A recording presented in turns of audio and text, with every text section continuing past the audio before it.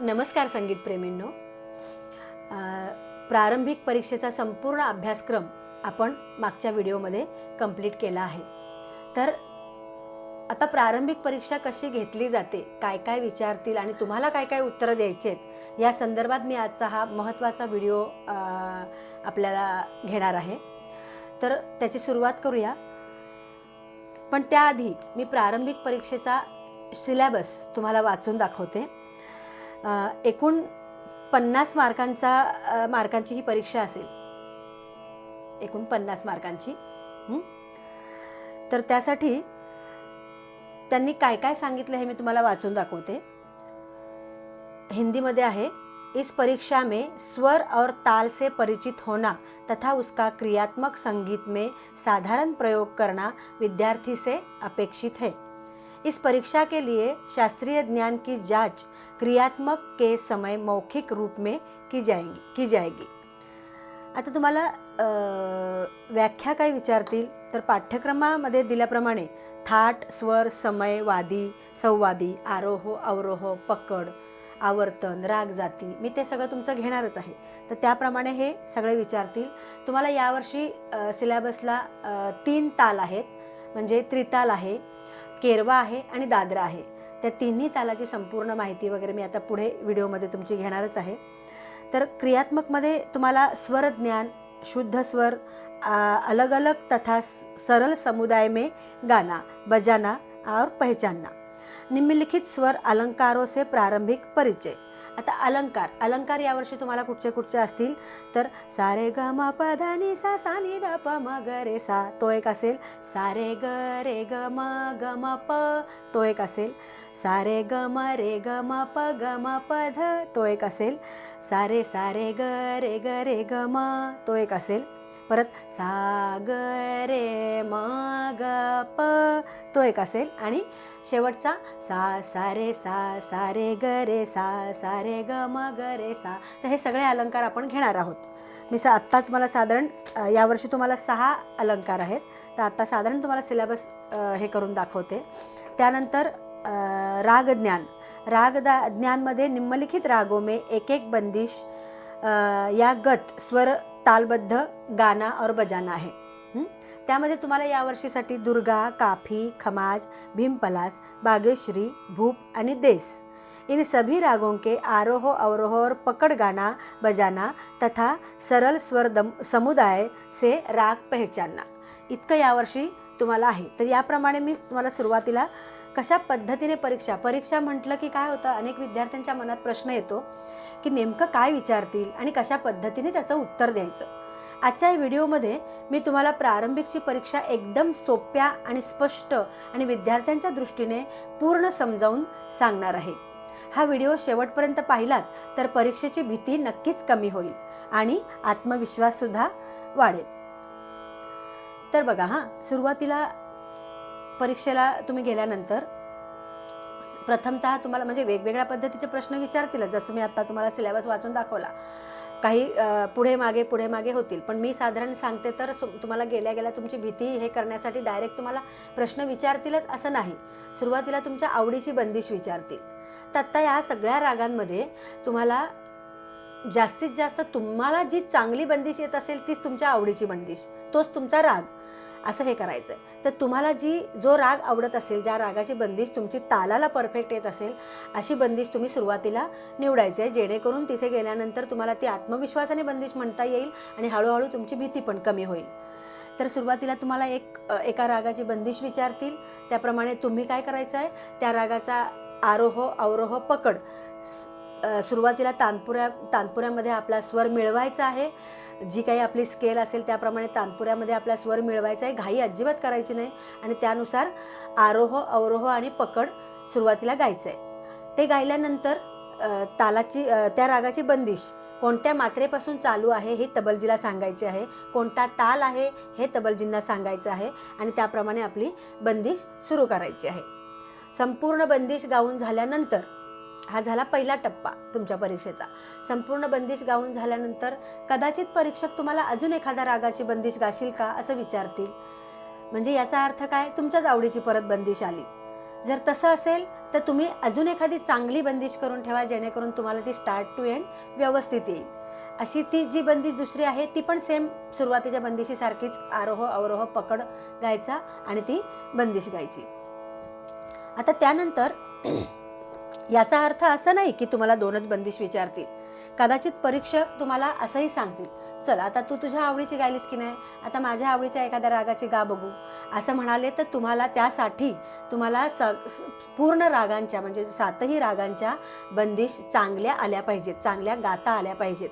याकडे तुम्ही गांभीर्याने लक्ष द्यायला हवं. त्याचे सर्व रागाचे आरोह अवरोह पकड आणि बंदिश ही गाता आली पाहिजे. त्यातून आपली एखाद दुसरी चॉईस असते ती सुरुवातीला गायची, इतकंच. आता त्यानंतर तुम्हाला सा प सा लावा असं सांगतील. तर सा प सा लावायचं म्हणजे कसं हे मी तुम्हाला आता सगळं प्रात्यक्षिक दाखवणार आहे. बंदिश फक्त तुमच्या चॉईसची आहे म्हणून मी एवढ्या थोडक्यात तुम्हाला सांगितलं. आता सा प सा लावायचं म्हणजे काय, तानपुराचा जो तुमचा सा लावलेला असेल त्या साला पकडायचं. इथे हार्मोनियमची वापर शक्यतो करायचा नाही असं सिलेबसमध्ये आहे, त्यामुळे हार्मोनियमला आपण हातही लावणार नाही आहोत, फक्त तानपुऱ्यावर करणार आहोत. तर सा सुरुवातीला तानपुऱ्यामध्ये आपला स्वर मिळवायचा आहे आणि नंतर सा प आणि वरचा सा प आणि खालचा सा अशा पद्धतीने लावायचं आहे. कसं लावायचं ते मी तुम्हाला दाखवते. सा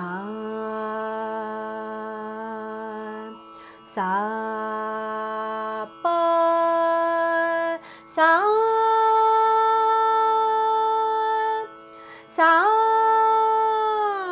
प सा. परत एकदा सा प सा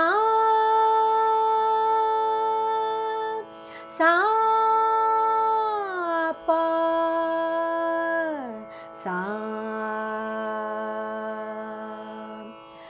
हा एक प्रश्न असेल किंवा याच्या व्यतिरिक्त तुम्हाला एखादा अलंकार गायला सांगतील.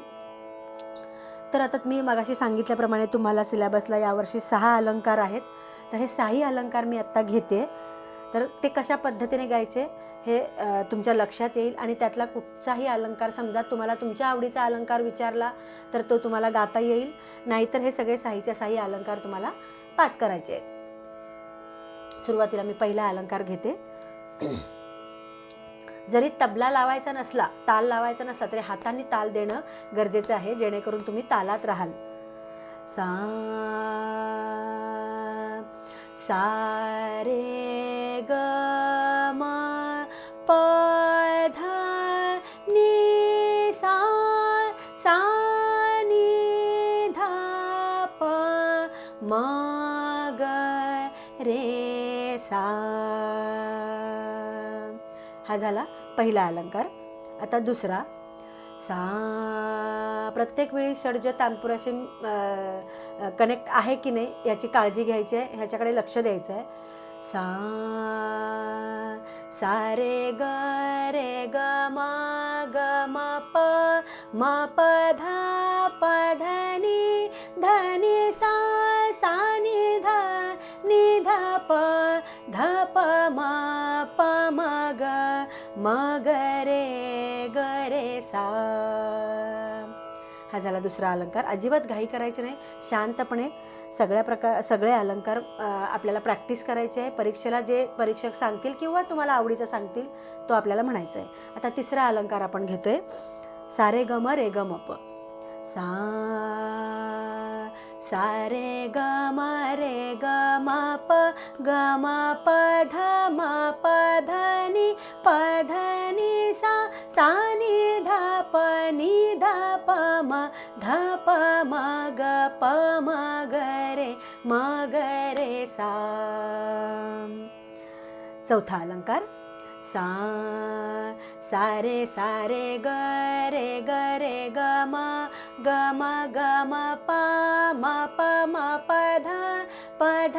ध नि सा सा नि ध प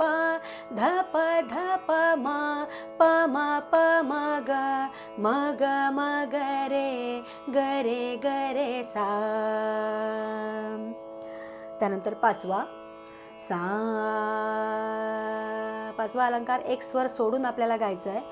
सा ग रे म ग प म ध प नि ध सा सा ध नि प ध म प ग म रे ग सा.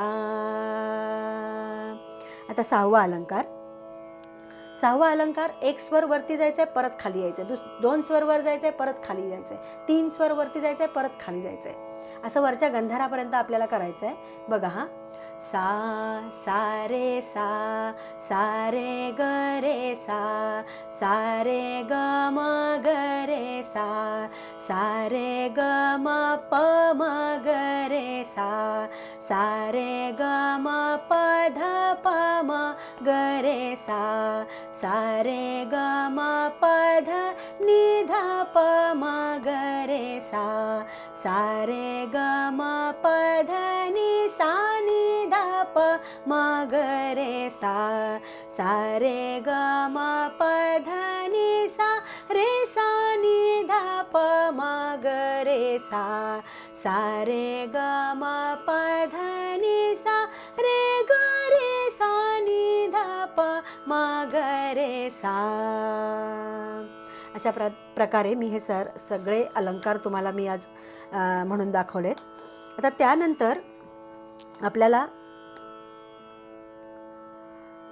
रागाचे कोणत्याही एका रागाचा किंवा एक दोन रागांचे आरोह अवरोह, फक्त आरोह अवरोह गाऊन दाखवा या रागाचे. म्हणजे समजा तुमचे जर सुरुवातीला बंदिश काही 2 रागांचे घेतले असेल, 2-3 रागांचे, तर त्याच्या व्यतिरिक्त दुसऱ्या रागांचे आरोह अवरोह तुम्हाला विचारतील, कारण त्यांना परीक्षेला तुमच्या सगळ्या रागांची हे करून घ्यायचं असतं, जेणेकरून तुम्हाला सगळा अभ्यास केला आहे की नाही सिलेबसनुसार हे त्यांना पडताळून पाहायचं असतं.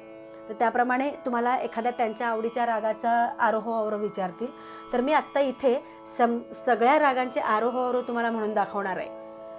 आरोह अवरोह आणि पकड, जेणेकरून तुम्हाला प्रॅक्टिससाठी सोपं जाईल म्हणून. आणि त्याचबरोबर त्या रागाची माहितीसुद्धा विचारतील. त्या रागाची कदाचित माहिती विचारताना संपूर्ण एका रागाची माहिती सांग बघू असं सुद्धा विचारतील, किंवा समजा भूप रागाचा वादी सांग, दुर्गा रागाचा संवादी सांग, भीमपलास राग कोणत्या राग जातीतला आहे हे सांग, काफी रागाची गाण्याची वेळ कुठची आहे, हे अशा पद्धतीचे प्रश्न येतील. त्यामुळं आत्ता आपण त्या रागाची संपूर्ण माहिती आणि आरोह अवरोह पकड हे सगळं मी आत्ता ह्या व्हिडिओमध्ये तुम्हाला गाऊन दाखवणार आहे मुद्दाम म्हणून, आणि त्या रागाची माहिती सांगणार आहे, जेणेकरून तुम्हाला ते पाठ करायला सोपं जाईल. तर आपण सुरुवातीला भूपपासून सुरू करू. खूप महत्त्वाची इथे मी माहिती सांगत आहे. हा व्हिडिओ संपूर्ण तुम्ही बघा, म्हणजे तुम्हाला लक्षात येईल आणि तुमची परीक्षा सोपी जाईल. आता या रागामध्ये मागच्या सगळ्या रागांचे मी तुम्हाला वैशिष्ट्य सांगितलं, ते मी खूप मोठं थोडंसं सांगितलं काही रागांचं, पण इथे तुम्हाला सांगताना त्या रागाचं वैशिष्ट्य शॉर्टकटमध्ये जे महत्त्वाचं आहे ते तुम्हाला सांगायचं आहे. आता आपण राग भूपपासून सुरू करूया. राग भूप, वादी गंधार, संवादी धैवत, थाट कल्याण, राग जाती ओढव, वर्जस्वर मनी आणि गाण्याची वेळ रात्रीचा पहिला प्रहर. आता भूप रागाचं वैशिष्ट्य शॉर्टकटमध्ये काय, तर या रागामध्ये सर्व स्वर शुद्ध आहेत, एवढी शॉर्टकटमध्ये माहिती सांगायची. आता इथे आपण या रागाचा आरोह अवरोह आणि पकड घेऊयात. सा सा रे ग प ध सा सा ध प ग रे सा. पकड सा रे ग प ग ध प ग. हा झाला भूप राग. आता दुर्गा. राग दुर्गा, वादी धैवत, संवादी ऋषभ, थाट बिलावल. राग जाती, याही रागाची राग जाती ओडव आहे. गाण्याची वेळ दिवसा आणि रात्री. आणि वैशिष्ट्य याही रागात सर्व स्वर शुद्ध आहेत. आरोह अवरोह पकड बघूया. सा सा रे म प ध सा सा ध प म रे सा. पकड. सा रे म रे प म प ध म रे सा. आता आपण पुढचा राग आपण काफी थाटाप्रमाणे घेऊया. काफी थाटातला राग काफी सुरुवातीला घेऊया. राग काफी.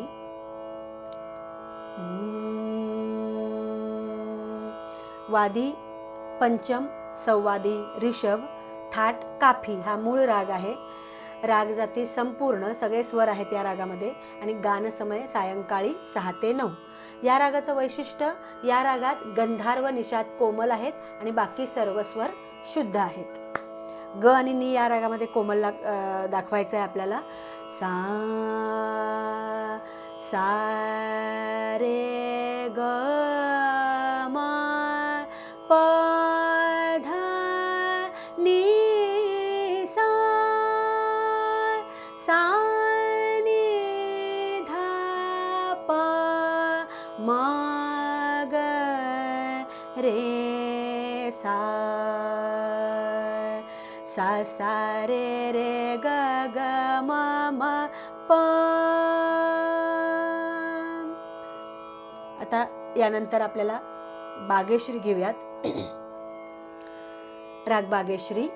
वादी मध्यम, संवादी षड्ज, थाट काफी. राग जाती ओडव संपूर्ण. गान समय रात्रीचा दुसरा प्रहर.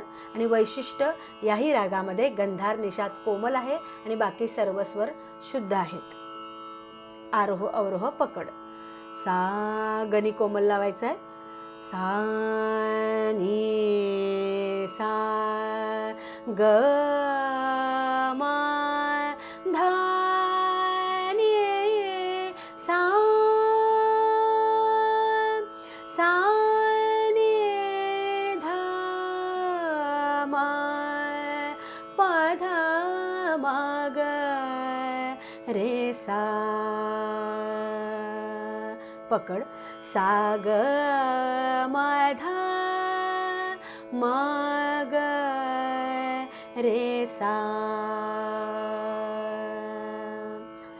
आता भीमपलास.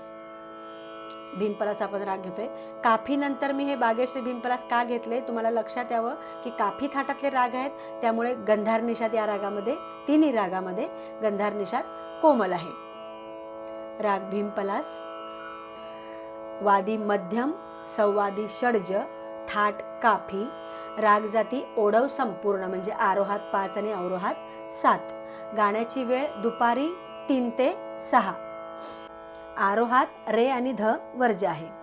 वैशिष्ट्य, याही रागात गंधार आणि निषाद कोमल आहेत आणि बाकी सर्व स्वर शुद्ध आहेत. याचा आरोह अवरोह पकड गाऊयात. सा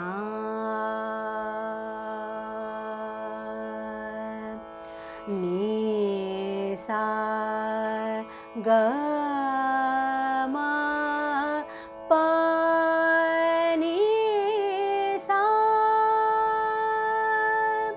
सा नी ध प म ग रे सा. पकड. म प नी ध प म प ग म ग रे सा. आता राग खमाज. वादी गंधार, संवादी निषाद, थाट खमाज. राग जाती षाडव संपूर्ण म्हणजे आरोहात 6 आणि अवरोहात 7 स्वर. वर्जस्वर आरोहामध्ये रे वर्ज आहे. गाण्याची वेळ रात्रीचा दुसरा प्रहर. वैशिष्ट्य शॉर्टकटमध्ये या रागात दोन्ही निषाद लागतात. आरोही शुद्ध आणि अवरोही कोमल. आरोह अवरोह पकड घेऊया. सा सा ग मा प ध नि सा सा नि ध म प ध म ग प म ग रे सा. पकड. ग म प नि ध म प ध म ग. आता राग देस.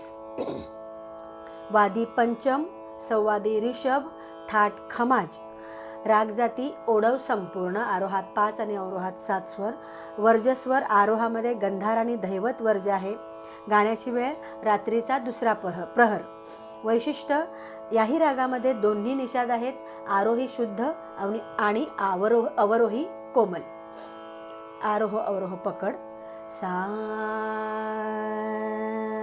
नि सा रे म प नि सा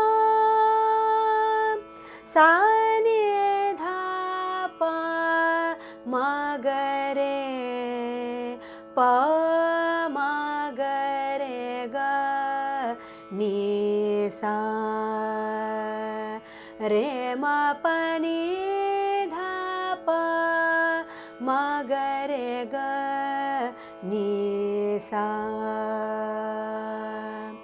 इथे मी तुम्हाला संपूर्ण रागाचे आरोह अवरोह पकड आणि रागाची माहिती सुद्धा सांगितलेली आहे जेणेकरून तुम्हाला ती पाठ करायला सोपी जावी.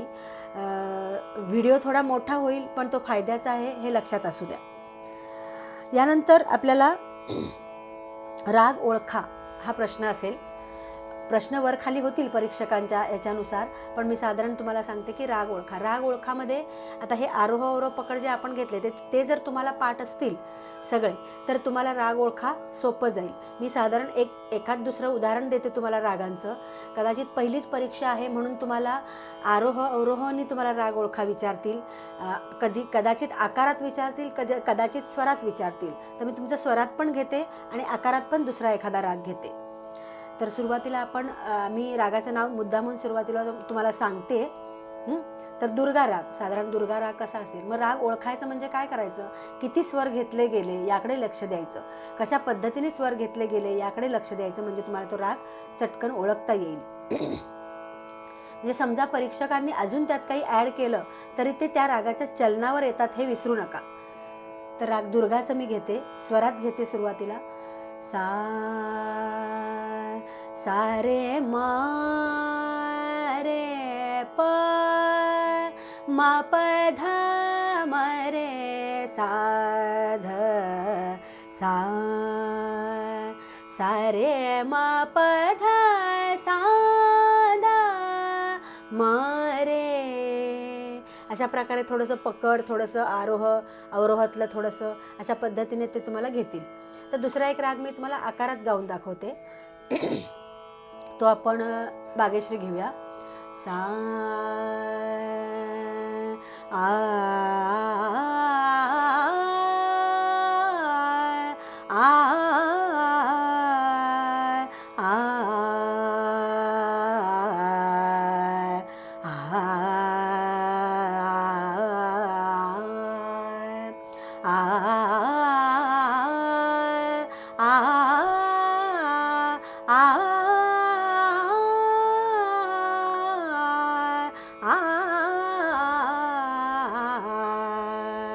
बऱ्याच वेळा इतकं मोठं घेतील असंही नाही, साधा आरोह अवरोहनं पण जातील.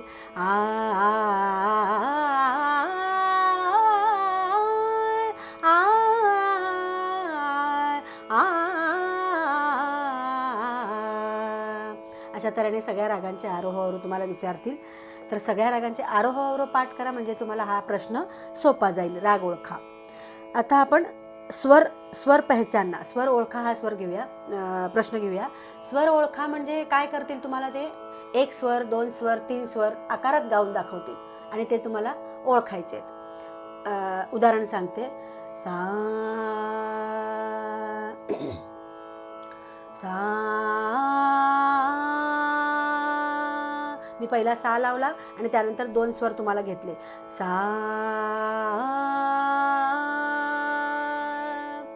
तर कुठचे हे स्वर असतील? सा. त्यासाठी तुम्हाला काय ट्रॅक्ट वापरायला लागेल की पहिला सा व्यवस्थित पकडायचा, त्यांनी लावलेला जो असेल तो, आणि त्या सावरून आपण हे अलंकार ओळखायचे. म्हणजे आपल्याला तो एक अलंकार आहे असल्या आपला जनरली म्हणण्यासाठी. सा रे सा ग सा म सा प सा ध हा अलंकार इथे उपयोगी पडतो.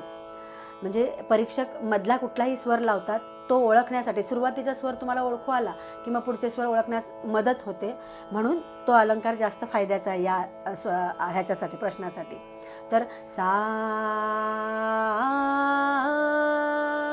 मी काय म्हटलं? सा ग म. अजून एखादं उदाहरण देते तुम्हाला. सा सा आ, म्हणजे मी काय केलं? खालच्या सावरून वरचा सा घेतला आणि वरचे स्वर मला दाखवायचे होते तुम्हाला, म्हणून आ म्हणजे काय? धानी. अशा प्रकारे हे स्वर तुम्हाला दाखवले. तर अशाच प्रकारचे काही एक स्वर, दोन स्वर, तीन स्वरांचे ग्रुप तुम्हाला स्वर ओळखा म्हणून हा प्रश्न विचारतील.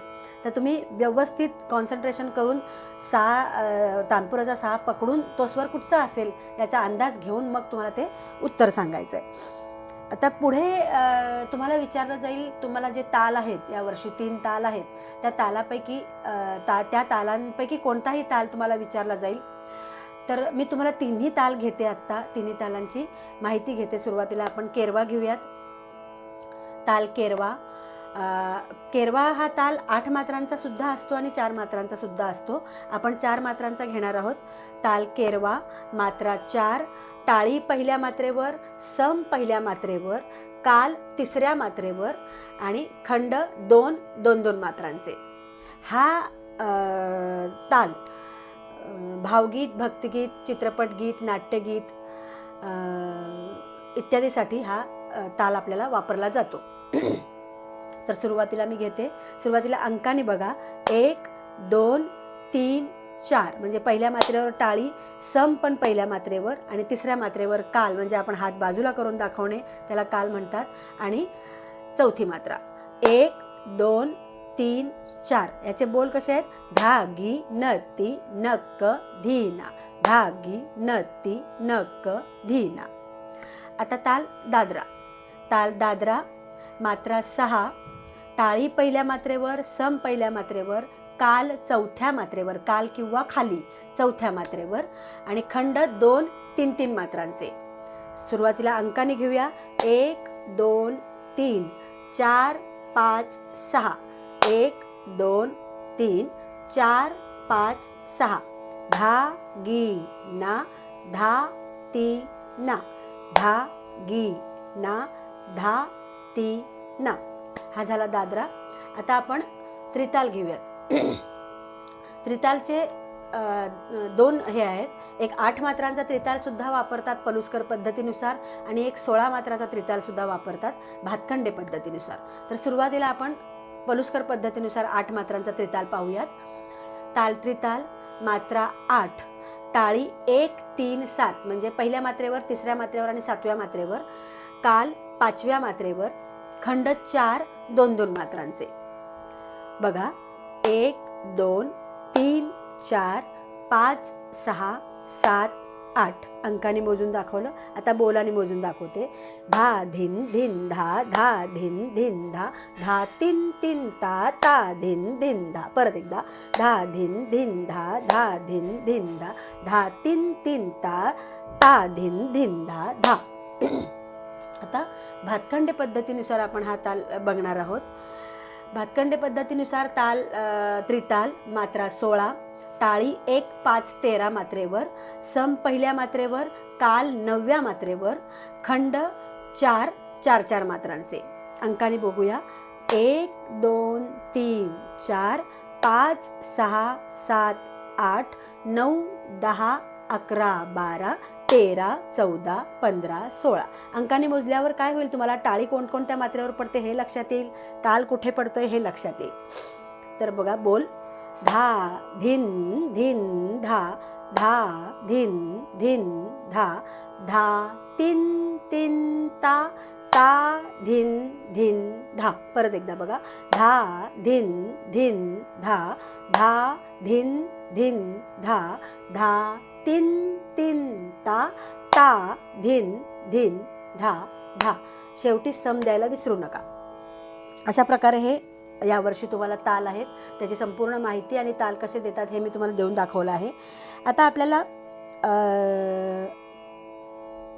साधारण व्याख्या आहेत त्या तुम्हाला विचारतील, तर त्या व्याख्या आपण थोड्याशा हे करू. पहिल्या परीक्षेला 7-8 व्याख्याच विचारतील, पण त्या शॉर्टकटमध्ये मी पटापट तुम्हाला सांगते, तुम्ही त्यानंतर लिहून घ्याल. सुरुवातीला संगीत. संगीत म्हणजे काय? कोणतीही व्याख्या तुम्हाला 1, 2, 3 व्याख्या विचारल्या जातील, पण साधारण कुठच्या व्याख्या विचारल्या जातील त्या मी तुम्हाला सांगते. संगीत म्हणजे काय? तर गायन, वादन आणि नृत्य या तिन्ही कला समाविष्ट होतात, त्यास संगीत असे म्हणतात.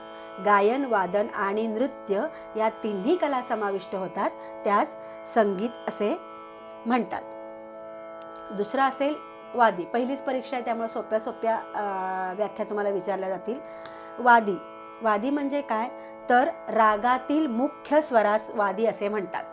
रागातील जो महत्त्वपूर्ण स्वर असतो त्यास वादी असे म्हणतात. उदाहरण सांगायचं झालं तर आपल्याला भूप रागाचा वादी स्वर गंधार असं उदाहरण आपल्याला सांगता येतं. संवादी. संवादी म्हणजे काय? तर वादी स्वरानंतर महत्त्वपूर्ण असलेल्या स्वरास, वादी स्वरानंतर महत्त्वपूर्ण असलेल्या स्वरास संवादी स्वर असे म्हणतात. परत आपण भूपरागाचं उदाहरण देऊ शकतो. भूपरागाचा संवादी स्वर धैवत. अशा प्रकारे. तर आता आरोह. आरोह म्हणजे काय? तर मध्य सापासून तार सापर्यंत अनुक्रमे स्वर चढत जाण्याच्या क्रियेस आरोह असे म्हणतात. मध्य सापासून तार सापर्यंत स्वर अनुक्रमे चढत जाण्याच्या क्रियेस आरोह असे म्हणतात. थोडक्यात स्वरांचा चढता क्रम. अवरोह. अवरोहची व्याख्या सांगते.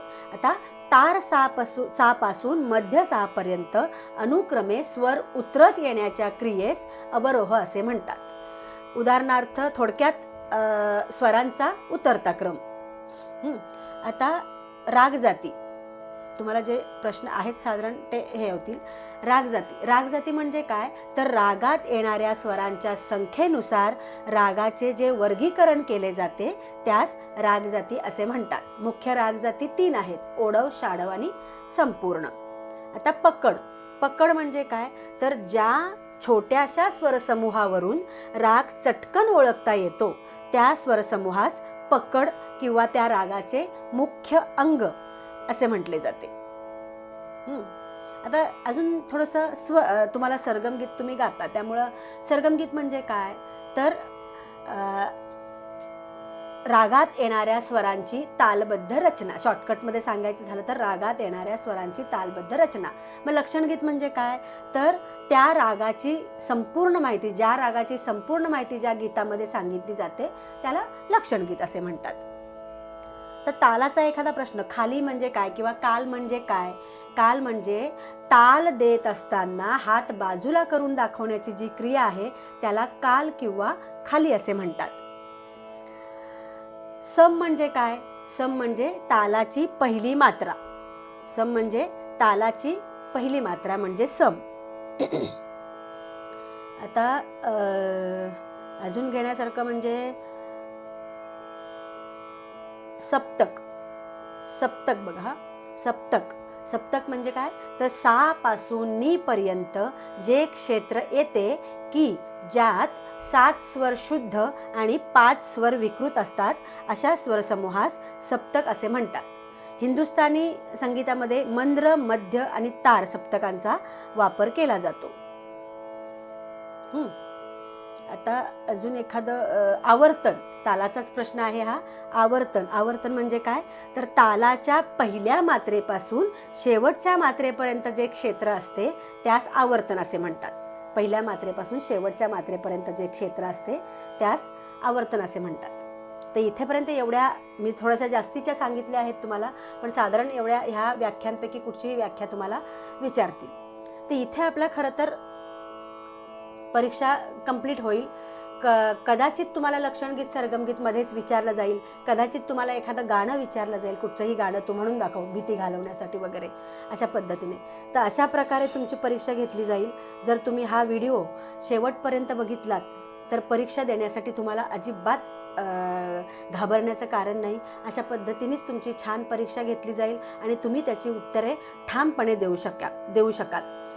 तर हे पहिल्या परीक्षेचं मागच्या व्हिडिओमध्ये आपला संपूर्ण सिलेबस कंप्लीट झाला आणि त्यानुसार मी तुमची परीक्षा कशी घेतली जाईल त्यासाठी हा व्हिडिओ मुद्दामहून केला आहे. तर तुम्ही नक्की बघा आणि जर तुम्हाला व्हिडिओ आवडला असेल तर या व्हिडिओला लाईक, शेअर आणि सबस्क्राईब करायला विसरू नका.